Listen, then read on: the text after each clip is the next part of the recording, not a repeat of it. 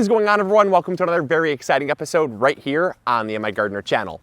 In today's episode, we're out in the garden, which is great, but what's even more exciting is we're actually starting seeds. That's right, we're starting seeds in early March. In today's video, we're gonna be talking all about the seeds that you can start even if there's still snow on the ground. Let's go. Alrighty, so behind me I actually have my bed all prepped and ready to plant. I took off the mulch layer that was there because I didn't want too much moisture to be held in the soil. You see, how we grow is high intensity, so we plant a lot of plants closely together, and that actually acts as a living mulch. So if I had a mulch layer here, my fear is that it would hold on to too much moisture, and then you'd run the risk of rot, mold, or mildew because the soil's already damp from it being early spring and all the snow and rain sitting on the soil. Plus it's not very hot and the sun's not out all the time, so there's not as much evaporation. And also with it being spring, you know we're gonna get more rain. So there's a lot of moisture in the soil already.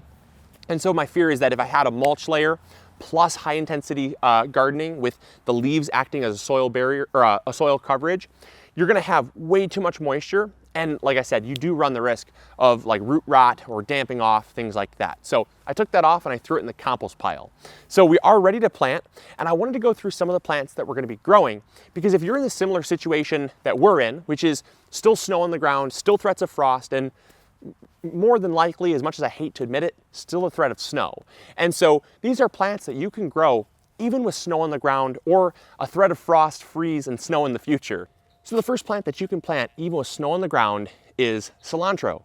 Cilantro loves cold weather. It actually bolts in warm weather, and you can plant this right now. It might not germinate right away, but as soon as the soil temperatures get above 40 degrees, this is gonna start germinating really quickly. So I always like to plant this one as soon as I can. The next ones you can plant are carrots. I absolutely love planting carrots in early spring. A lot of people will tell you, oh, don't plant carrots in early spring. And I ask, why? Why wouldn't you?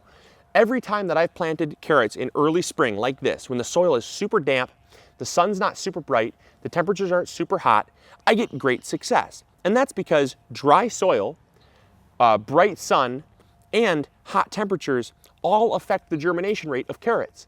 The sooner you can sow them, the better they're going to do.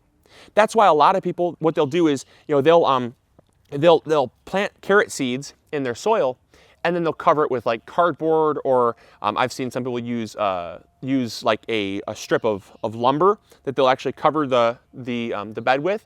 And that's because carrots, they don't like a lot of sunlight. They don't like temperature. Temperature swings can affect the germination. And if they dry out, it almost kills the germination rate entirely.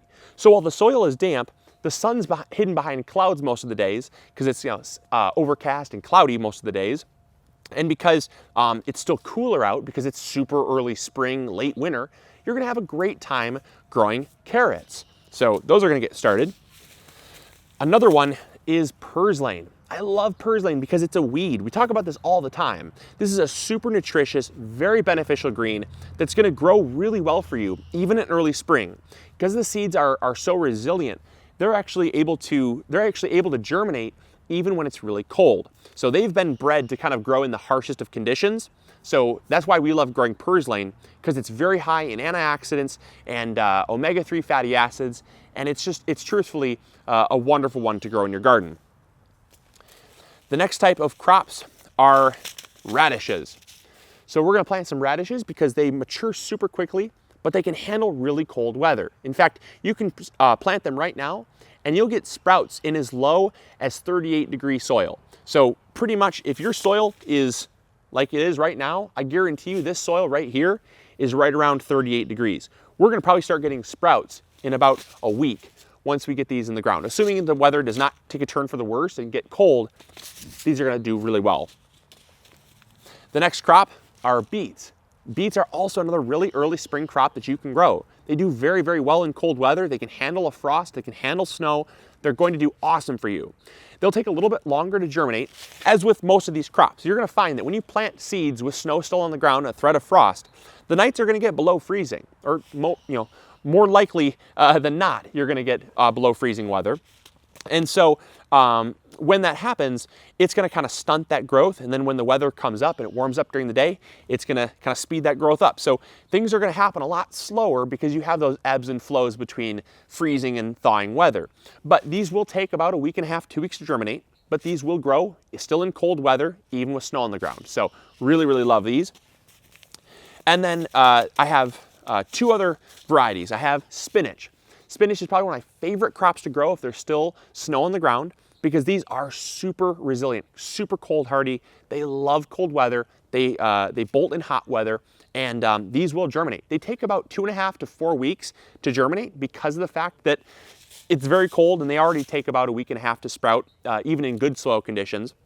So when the weather is cold, they'll take quite a lot longer, but I like to get them in my soil now, so that way when the weather is favorable, they're gonna germinate when they're ready. So you can plant those.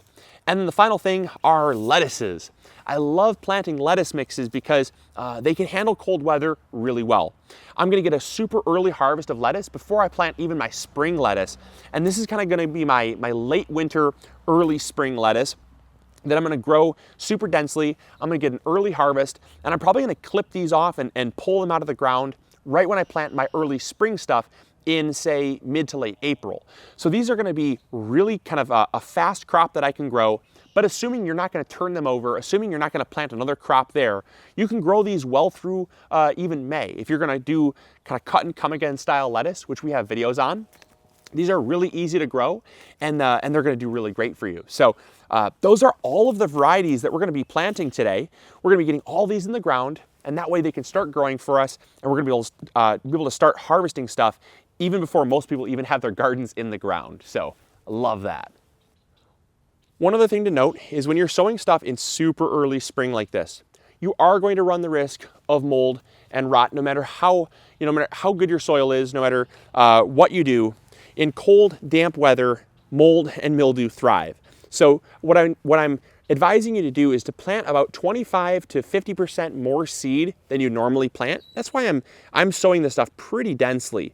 And that's because I'm gonna lose about 25 to 50% of these starts that would normally grow. I'm gonna lose them to mold and mildew. It's just inherent. So that's just something to consider. So when you start your stuff, just account for that and know that you're gonna have to start a few more than you normally would. Time for beets.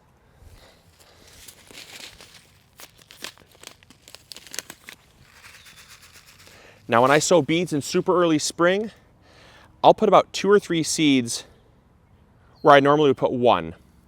And that's because, like I said, the longer things take to germinate, the higher the risk of mold and rot taking them out. So I'm gonna plant 2 or 3 seeds where I normally would plant 1.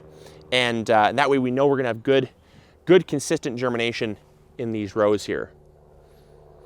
Now, another thing that I really wanna stress is that, when you have damp soil like this, you still need to come out and check it. Just because it's early spring does not mean we are not going to water this. When we plant this stuff, we're going to come out about every other day to every 3 days or so, because the soil will dry out, especially once we take off the mulch that was there. This will dry out, especially if we don't get rain. This won't just stay damp just because it's early spring. If we don't get any rain, or if we don't get any snow cover or anything like that that's going to add soil moisture, we have to add it. Otherwise, these will not germinate very well at all.